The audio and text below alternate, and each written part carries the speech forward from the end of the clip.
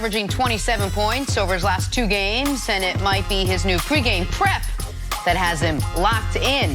Say what? Andre Iguodala told me that Tiger Woods visualizes every single shot he shoots on 18 holes in the golf course. So if he can do that, that's incredible. That's so many golf swings. I try to do the same approach with basketball. Just try to visualize getting my spots, what my opponent's going to do. And yeah, so when you come into the game, you kind of seen it before. Do you listen to anything when you do that, like music or? Try to put on classical Pandora or some nature sounds. I like Clay so much, man. The visualization's a real thing, though. Oh, it's a real thing. We started that at Ohio State. We used to sit in our meeting room, and we used to go over the game plan.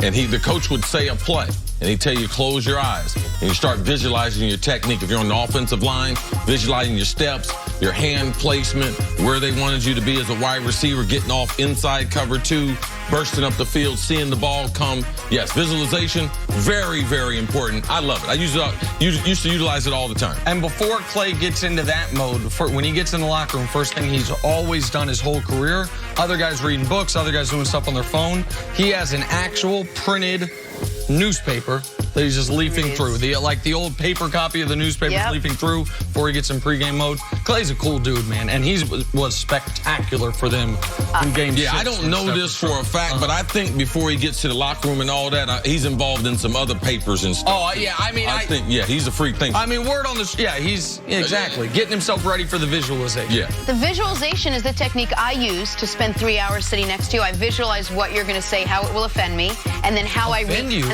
react to it, how it insults me, and then how I react to it. And that's why we have such a great working relationship. I visualize you with a whole head full of hair. Oh, my God. We love you, Nick. I see it coming. Love, Nick. Nothing but love. I see kind of a 3-layered wave on the right. Stories to start your morning. LBJ tattooed in the back.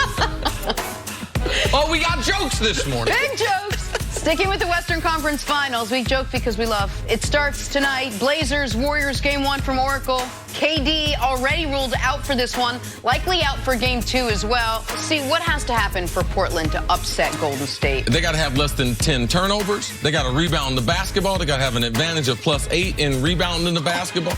Yeah, absolutely. These are things that got to happen. And Dame and CJ gotta be unbelievable because they play a lot of isolation basketball. All right, so I love the specifics of that. I've jotted those down. Under 10 turnovers, +8 in the rebounding category. I'm gonna add one other thing. Let's see which Enes Kanter you get. Because the Enes Kanter that I was concerned about how he would do in the second round against Nikola Jokic, who actually acquitted himself quite well in the first few games of that series, or the Enes Kanter we've seen throughout his career, who the Warriors would pick and roll to death. Because while Zach Collins has been a nice story for Portland, if you have to rely on him and Myers Leonard for big center minutes, you're going to be at a deficit. So I think Enes Kanter is critical in this series. Moving on, the Sixers have decided to keep head coach Brett Brown, despite early reports that his job could be on the line after the loss to the Toronto Raptors. Nick, right move keeping him in Philly? It's not the move I expected.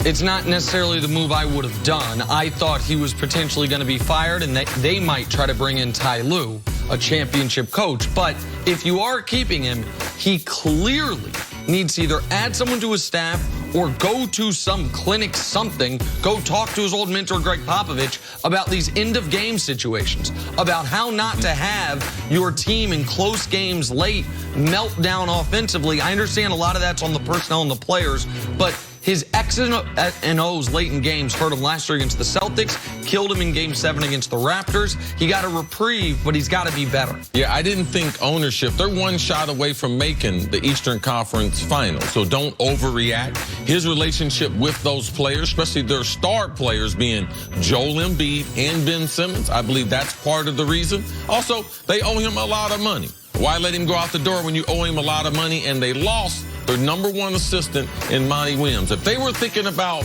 trying to have someone take his role, Monty Williams would have been perfect for that. Yep. Once he goes to Phoenix and everything, I think that the ownership said, you know something, let's try to roll this back for one more year. I believe this complicates the Ben Simmons. Trade him or stay with him, no question. Good point. All right, finally, the Eastern Conference Finals get underway tomorrow night. Bucks and Raptors.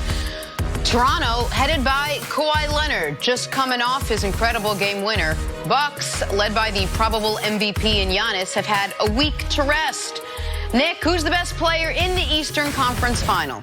I mean, I think Giannis right now is the best player in the league, so I'm going to go with Giannis. But the guy who is playing closest to Giannis's level, and you could argue in the second round actually played better than Giannis, is Kawhi. This is going to be an absolute treat for basketball fans because this is something we do not typically get, which is two guys this evenly matched on two teams theoretically this evenly matched. We have seen LeBron versus Durant in the NBA Finals, but those teams are mismatched. We have seen teams that are evenly matched, but one team had, I thought the Bulls Jazz were pretty evenly matched teams when they were playing in the finals, but Jordan was so clearly better than Malone, even though Malone was a league MVP and a great player.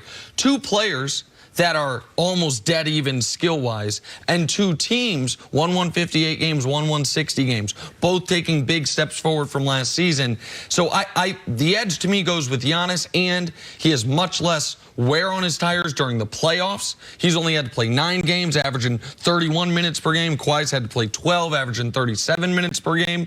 I think it's Giannis, but Kawhi is playing the best basketball of his career and is the closest in the league to Giannis's level right now. I believe that how Toronto matches up, because they have a number of wing players, Siakam and Ibaka, their ability to be able to take the minutes, take most of those minutes on Giannis, because I believe that Kawhi has an advantage. Kawhi played better in round number 2 because he had to. They pulled that basketball out of him. So it's really not fair to compare who's the best player in the world. Who's going to be best in this series? I believe that's a great question. And what Toronto can throw at Giannis, it can be a stumbling block. If they can make sure that they can keep him out of the lane, negate his dunks, because I believe Kawhi has a better matchup. I wonder who they're going to put on Kawhi for 30 minutes, and whoever they're going to put on him is going to be a better matchup than he had in round number 2 going against Ben Simmons. Unless they put Giannis on him.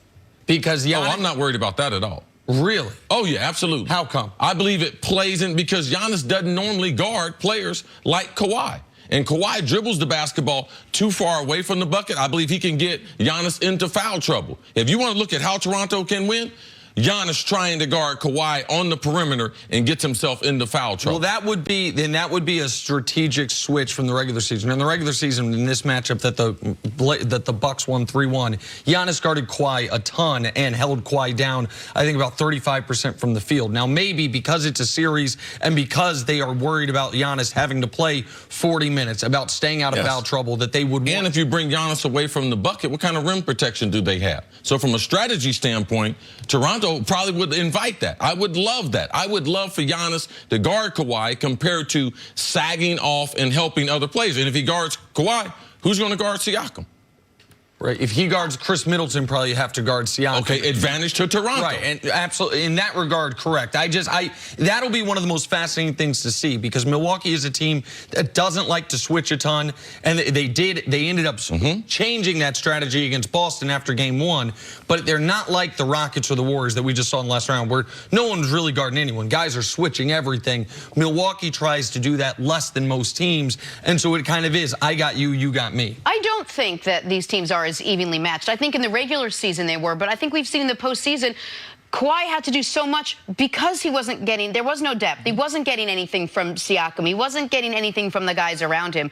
Whereas the Bucks seem so much more well-rounded, not that they had that as much competition seemingly as the Raptors did with the Sixers, but I don't feel like both of their teams outside of their superstars are as evenly matched. I can understand both of your points. Your point being in the postseason, Toronto's bench hadn't showed up like they did during the regular season. Nick is calibrating how their bench would typically play. Yeah. If they had OG and over the course of the season, how they played without Kawhi. So all those things that, yes, this should be a very, very good matchup, but if Toronto, if they don't get the bench play that they got during the regular season, it becomes a struggle for them. And we saw in the fourth quarter against Philadelphia, They were terrified to shoot. Everyone except Kawhi. Everyone was scared. And Jenna, your point's well taken. I do believe that Fred VanVleet can't be as bad as he was in round 2. I've seen. No, he started getting a lot of confidence in the last 2 games. And so, like, I think Toronto, while listen, they still miss OG, and the trade of C.J. Miles and DeLon Wright has hurt their depth. I do think these are clearly throughout the regular season the 2 best teams in the conference. These were clearly throughout the regular season the 2 best players in the conference. Sure. Kawhi won't finish in the MVP voting like that because he missed 22 games, but his level of play has been that. To me, this is as evenly matched of an Eastern Conference Finals, hell, as we've had in a decade plus. I'm super excited. Who's favored? Oh, Milwaukee about minus 300 thereabouts, minus 285. That's a big number. It seems like such a big number. Moving on to the 300. Moving on to the NFL.